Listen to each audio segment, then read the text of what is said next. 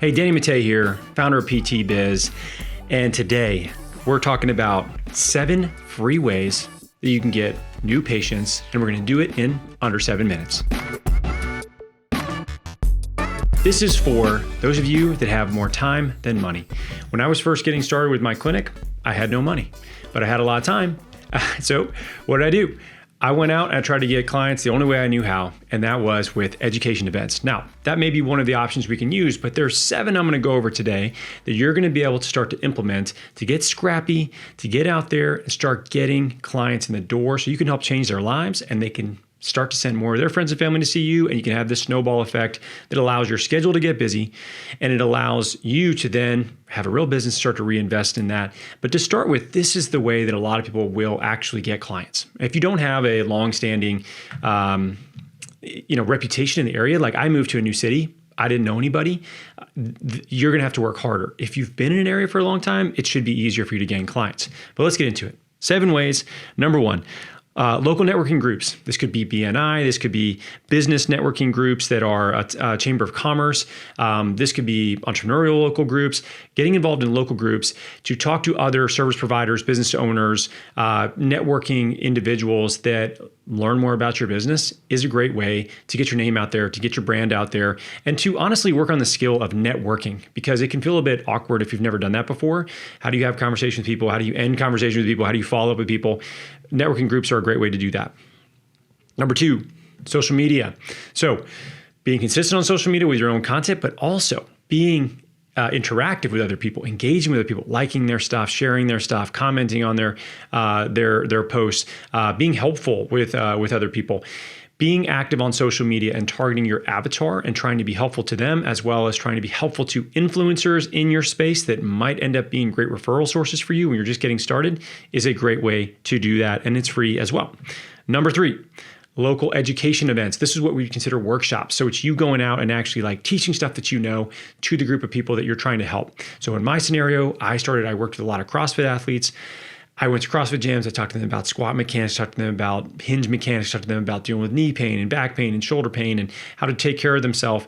I talked a lot about movement, and it was what I understood, and it was my avatar. And I frankly built my business off of just local education events, and I didn't even know what I was doing, right? I just knew that I could teach this information. I knew that they would benefit from this information, and I did it as many times as I possibly could. I also got turned down a lot. Keep in mind, I got turned down a lot when I would try to set up workshops. Not everybody wanted me to do it. And, it is what it is. Like, it doesn't feel good. It makes you feel like people don't want to work with you, but they're busy too. And maybe they don't want to work with you. Maybe they don't like you. Who cares? Get over it. Get out there. Get in front of people. Teach them what you know. Try to add as much value as you possibly can, and you're going to get clients from that. So, next one. This is going to be local injury screens. So this is a variation of local workshops, but this isn't so much educational as it is a way for you to quickly assess somebody and give them an idea of if they have a problem or not. We used to do these mobility screenings at gyms, and essentially it's 15 minutes of us taking people through different assessments. Maybe it's for you a battery of assessments that you want to do that you come up with. Maybe you take the FMS screen. Maybe you do some variation of the Ready State 102 assessments. There's lots of things you could do. As long as it is systemized and it allows you to show people where they, have deficiencies that you can help them with. And once you do that and you say, oh yeah, you can't do this or this, and would you like help resolving that? Cool. Next step, let's go ahead and schedule a visit.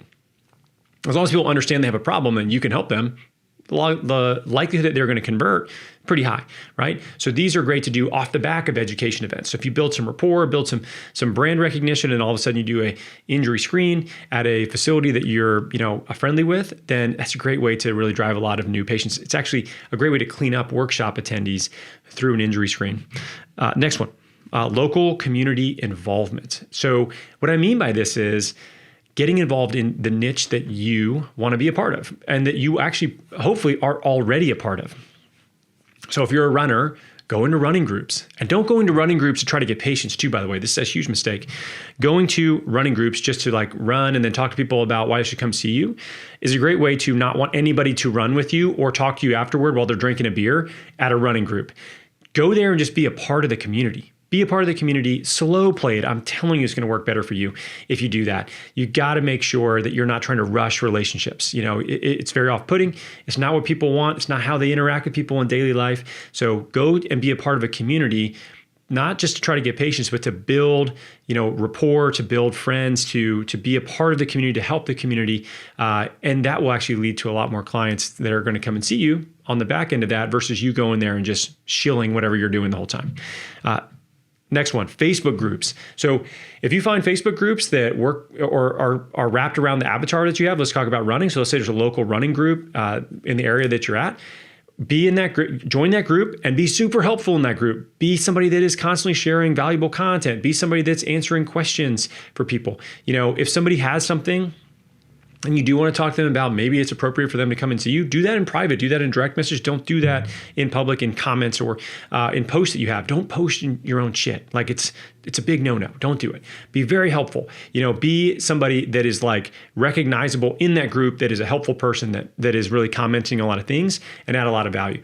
This is a great congregation point digitally for you to actually have people, come in and see you. Last one, referrals. Ask people to send their friends and family your way. Do a great job with them. And then when they have an exciting moment where they actually get a result they're looking for, you say, hey, I'm so excited for you. I'm a small business. I'm just getting started. It would really help me if you had anybody else that you knew that was struggling with X, Y, and Z, like getting over this running injury that we just helped you with. And if you sent them my way or connected us, I would really appreciate it, because I think I can really help this community, and I would love to see more runners getting back to things they'd like to do. You have to be genuine about it. You have to be very direct and ask for it.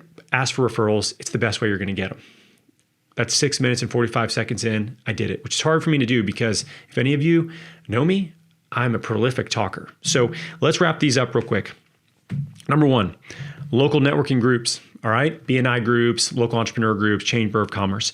Number two, being active on social media. Make sure that you are providing value through content. Make sure that you're engaging with other people, and make sure that you're, leaving comments and sharing other people's stuff, building goodwill. Next one, local education events. Teach what you know to help the people you want to help. Next one, local injury screens. Show them what they suck at and be the person that can help them get what they want as far as getting back to whatever they're trying to do. The next one, local community involvement. All right, being involved in your community, being a part of those running groups, going to that CrossFit gym, but don't just go there to try to get patients. Go there to actually be a part of the community. Enjoy it, because at a certain point, you're not going to be able to go anywhere and be a part of a community because everybody's going to hit you up about problems that they have. And at that point, you can't even enjoy going to a gym. It got that way for me. It gets that way for a lot of clinicians that really start to work a lot within a niche. And you just want to be a part of the community because you like it, right? So go ahead and do that. Facebook groups. All right. So be a rock star in a Facebook group. Be super helpful. Last thing, ask for referrals. Do it in a really genuine way. 7 ways to get new patients without spending $1. I hope this helps you. If you're early stage in your business, this is stuff you can focus on. Focus on doing the work. I know sometimes it feels like you're not getting any traction, but I promise you, if you do the work and you stick to doing the right things, people are going to come your way. The only time we see this not work is when people give up too early. So don't give up. Keep going. Keep pressing forward. And these are things that we still incorporate in multi-7-figure businesses. It doesn't go away. Other people might be doing it and you may be leveraging it in a different way, but these are things that are going to continue to drive people to your business for a very, very long time. So anyway, thanks for watching. As always, I appreciate it, and I'll catch you in the next one.